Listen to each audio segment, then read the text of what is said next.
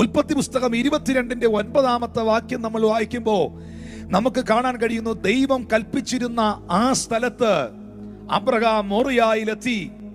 അവിടെ അബ്രഹാം ഒരു യാഗപീഠത്തെ പണിതു, വിറകുകളെ അടുക്കി, തന്റെ മകൻ ഇസഹാക്കിന്റെ കൈകാലുകൾ കെട്ടി യാഗപീഠത്തിന്റെ മേൽ വിറകിന്റെ മേൽ കിടത്തി. നമുക്കറിയാം, വർഷങ്ങളോളം കാത്തിരുന്ന് ദൈവികമായ വാഗ്ദത്തത്തിന്റെ നിവർത്തീകരണം പ്രാപിച്ചെടുക്കുവാൻ ദൈവസന്നിധിയിൽ ഒത്തിരി കാത്തിരുന്ന മനുഷ്യനാണ് അബ്രഹാമും സറയും. ആ കാത്തിരിപ്പുകൾക്കൊക്കെ വിരാമം കുറിച്ചുകൊണ്ട്, ആ കാത്തിരിപ്പുകളൊന്നും നിഷ്ഫലമായി പോകാതെ, നിഷ്ക്രിയമായി പോകാതെ, വാഗ്ദത്തം കാതുകളിൽ മുഴങ്ങിയപ്പോൾ ആ കേട്ട വാഗ്ദത്ത പ്രകാരം വാഗ്ദത്ത സന്തതിയായ ഐസക്കിനെ സ്വർഗത്തിലെ ദൈവം അബ്രഹാമിനും സാറയ്ക്കും വേണ്ടി കൊടുത്തു. എന്നാൽ അബ്രഹാമിന്റെ അരികിൽ ഒരിക്കൽ താൻ ഓമനിച്ച് വളർത്തിയ, വർഷങ്ങളോളം കാത്തിരുന്ന് പ്രാപിച്ചെടുത്ത ദൈവത്തിന്റെ വാഗ്ദത്ത പുത്രനായ ഇസഹാക്കിനെ സ്വർഗത്തിലെ ദൈവത്തിന്റെ തിരുമുൻപാകെ യാഗം കഴിക്കുവാൻ ദൈവം അബ്രഹാമിനോട് ആവശ്യപ്പെടുന്നു. ആ ആവശ്യത്തിന്റെ നടുവിൽ ഏതൊരപ്പനും പകച്ചു പോകണം. കാരണം ലാളിച്ചു കൊതി തീർന്നിട്ടില്ല, ഓമനിച്ച് വളർത്തി കൊതി തീർന്നിട്ടില്ല, കൺകുളിർക്കെ കണ്ട് കൊതി തീർന്നിട്ടില്ല. വർഷങ്ങൾ കാത്തിരുന്ന്, 100ഓളം വർഷങ്ങൾ കാത്തിരുന്ന് ലഭിച്ചതായ ഒരു തലമുറയാണത്. സാറ ആ കുഞ്ഞിനെ ഒട്ടും കൊടുക്കുവാൻ തയ്യാറാകില്ല. ഇതിന്റെ മധ്യയിൽ ദൈവം ഈ മകനെ എനിക്ക് തരുമോ എന്ന് ചോദിച്ചപ്പോൾ ആ ചോദ്യത്തിനകത്ത് മറഞ്ഞിരിക്കുന്ന ഒരു ആത്മീക മർമ്മം ഉണ്ടായിരുന്നു. അബ്രഹാമേ, നീ ഏറ്റവും കൂടുതൽ ഇഷ്ടപ്പെടുന്നത് നിന്റെ മകനെയാണോ, അതോ ഏറ്റവും കൂടുതൽ സ്നേഹിക്കുന്നത് എന്നെയാണോ? പലപ്പോഴും ദൈവം ഇങ്ങനെയുള്ള കാര്യങ്ങൾ നമ്മളിലും ചെയ്യാറുണ്ട് പ്രിയരെ. ദൈവത്തിന് അത് ഇടയ്ക്കിടയ്ക്ക് ഒന്ന് അറിയണം. സ്വർഗത്തിലെ ദൈവം ഇതൊന്ന് ടെസ്റ്റ് ചെയ്യും കേട്ടോ. നിനക്ക് അവനോടാണോ സ്നേഹം, അതോ ഈ ലോകത്തിലെ മറ്റെന്തിനോടെങ്കിലും ആണോ സ്നേഹമെന്ന്. അവന്റെ സ്നേഹം എപ്പോഴെങ്കിലും അവനോട് കുറഞ്ഞു പോകുമ്പോൾ, ആ സ്നേഹം കുറഞ്ഞു പോയതിന്റെ കാരണങ്ങളിലേക്ക് നിന്നെ തിരികെ കൊണ്ടുവരുവാൻ അവനിടുന്ന പല ചോദ്യ പേപ്പറുകളും നിങ്ങളുടെ മുമ്പിലുണ്ട്, ക്വസ്റ്റ്യൻ പേപ്പറുകളും നിങ്ങളുടെ മുമ്പിലുണ്ട്. ചിലരെ എഴുതി അങ്ങ് തോക്കാറുണ്ട്, ചിലർ എഴുതി ജയിച്ച് പ്രൊമോഷനിലോട്ട് പോകാറുണ്ട്. എഴുതി തോറ്റവരുടെ എണ്ണമാ കൂടുതൽ, പക്ഷെ ജയിച്ചു കയറിയവർ പലരും അടുത്ത ലെവലിലേക്ക് അവർ ഷിഫ്റ്റ് ചെയ്യപ്പെടാറുണ്ട്. അത് തന്നെയാണ് അബ്രഹാമിന്റെ ജീവിതത്തിലും സംഭവിച്ചത്. ഒരു ചോദ്യം അവന്റെ മുമ്പിൽ വരികയാണ്, എന്നെ സ്നേഹിക്കുന്നുവോ, നിന്റെ ഏകമകനെ സ്നേഹിക്കുന്നുവോ? ആ മോറിയ മലമുകളിലെത്തി. അവിടെയെല്ലാം നടന്ന് വിറകുകൾ അബ്രഹാമിന്റെ പക്കൽ ഉണ്ടായിരുന്നു. അവിടെയെല്ലാം നടന്ന് കല്ലുകൾ താൻ പെറുക്കിയെടുത്തു. ആ കല്ലുകൾ അബ്രഹാം അവിടെ നിന്നെല്ലാം പെറുക്കിയെടുത്ത് ഒരു യാഗപീഠം പണിയുവാനായിട്ട് ഇടയായി തീർന്നു. നമുക്കറിയാം, മോറിയാമല എന്ന് പറയുന്നത് വലിയൊരു ഭൂപ്രദേശമൊന്നും അല്ല, ഒരു ചെറിയ സ്ഥലമാണ്, ഒരു ചെറിയ മൗണ്ടനാണ്.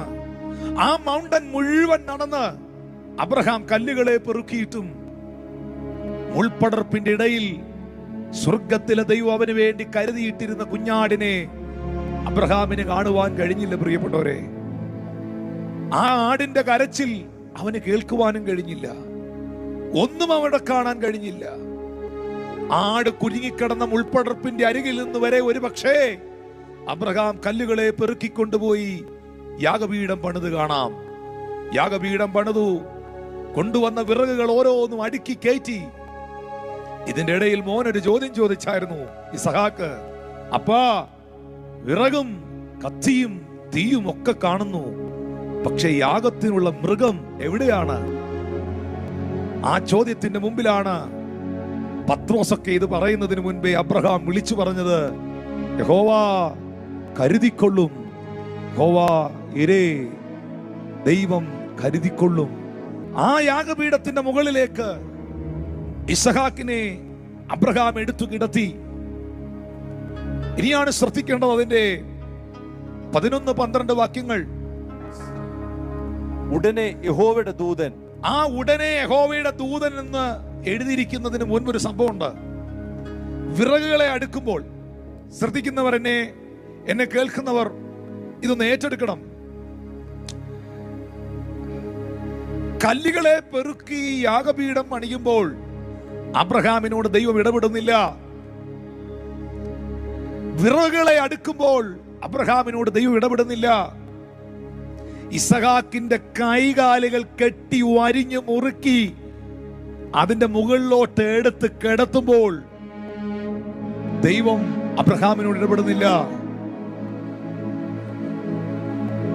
എന്നാൽ അരയിൽ കിടന്ന ഉറയിൽ നിന്ന് കത്തി ഊരി മകന്റെ മാറ് പിളർക്കുവാൻ ഊങ്ങുന്ന സമയത്ത് കത്തിക്കും ഇസഹാക്കിനും ഇടയിൽ, ആ ഗ്യാപ്പിൽ, ആ മൊമെന്റിൽ, ആ ടൈമിംഗ്, അതാണ് ഗോഡ്സ് പെർഫെക്റ്റ് ടൈമിംഗ്. അതാണ് ഞാനിപ്പോൾ സംസാരിച്ചുകൊണ്ടിരിക്കുന്ന ദൈവത്തിന്റെ കൃത്യ സമയം. ഹല്ലേലൂയ. കത്തിക്കും ഇസഹാക്കിനും ഇടയിൽ ദൈവം സംസാരിക്കുന്നു. അബ്രഹാമേ, അബ്രഹാമേ എന്ന് വിളിച്ചു. ഞാനിതാ എന്നവൻ പറഞ്ഞു. 12-ാമത്തെ വാക്യത്തിൽ ബാലന്റെ മേൽ കൈവെക്കരുത്, അവനോടൊന്നും ചെയ്യരുത്, നിന്റെ ഏകജാതനായ മകനെ തരുവാൻ നീ മടിക്കായക കൊണ്ട് നീ ദൈവത്തെ ഭയപ്പെടുന്നുവെന്ന് ഞാൻ ഇപ്പോൾ അറിയുന്നു എന്നവൻ അരുളി ചെയ്തു. പ്രിയപ്പെട്ടവരെ, എത്ര ശക്തമേറിയ, എത്ര ആക്യുറേറ്റ് ആയിട്ടുള്ള ടൈമിംഗ് ആണിത്. ദൈവത്തിന്റെ ടൈമിംഗ് എങ്ങനെയാണ്? അതുകൊണ്ടാണ് പത്രോസ് പറഞ്ഞത്, അവൻ നിങ്ങളെ തക്ക സമയത്ത് ഉയർത്തുവാൻ. ആ ആക്യുറേറ്റ് ആയിട്ടുള്ള, കൃത്യമായിട്ടുള്ള സമയം. ഇന്ന് ഏതൊക്കെയോ വിഷയങ്ങളിൽ ഭാരപ്പെടുന്നവർ, ഏതൊക്കെയോ വിഷയങ്ങളിൽ ആകുലപ്പെട്ടിരിക്കുന്നവർ, ഏതൊക്കെയോ വിഷയങ്ങളിൽ വളരെ വളരെ വളരെ നിരാശയോടുകൂടെ എന്നെ കേൾക്കുന്നവർ, മക്കളെ, എന്തെങ്കിലും ലേറ്റ് ആയി പോയെന്ന് ചിന്തിക്കുന്നെങ്കിൽ കർത്താവ് നിന്നോട് പറയുന്നു, ലേറ്റ് ആയിട്ടില്ല. എന്തെങ്കിലും നേരത്തെ ആയി പോയി എന്ന് നീ ചിന്തിക്കുന്നെങ്കിൽ നേരത്തെയുമായിട്ടില്ല. കർത്താവിന്റെ ആത്മാവ് അറിയിച്ചുകൊണ്ടിരിക്കുന്നത് ദൈവത്തിന്റെ ആ പെർഫെക്റ്റ് ടൈമിംഗ് ആണ്, കൃത്യസമയമാണ്. ദൈവത്തിന്റെ എല്ലാ പ്രവൃത്തികളും നിന്നിൽ വെളിപ്പെട്ടത് തക്ക സമയത്തായിരുന്നു. ഇനി വെളിപ്പെടാൻ പോകുന്നതും തക്ക സമയത്തായിരിക്കും. ഒരാമീൻ പറഞ്ഞേ അതിനു വേണ്ടിയിട്ട്.